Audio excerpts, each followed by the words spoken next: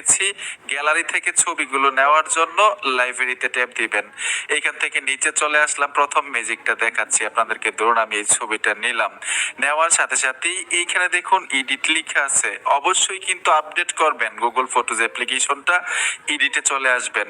এডিটে আসার সাথে সাথে এইখানে টেনে নিচে লেখা আছে টুলস, এই যে দেখুন টুলস, এই টুলস অপশনে চলে আসবেন। আমি টুলসে চলে আসব, এইখানে দেখুন ব্লার লেখা আছে, আমি ব্লারে ট্যাপ দিলাম। কাজটা হওয়ার সাথে সাথে ম্যাজিকটা দেখতে পাবেন। এটা কিভাবে সম্ভব, এই যে দেখেন ভাই ব্লার হয়ে গেছে মাত্র 36%। এইখান থেকে যদি আমি 100% করি, এই যে দেখুন স্ক্রিনের মধ্যে কোনো ধরনের সমস্যা হয় নাই, পুরো ব্যাকগ্রাউন্ড পিছনের ব্লার হয়ে গেছে।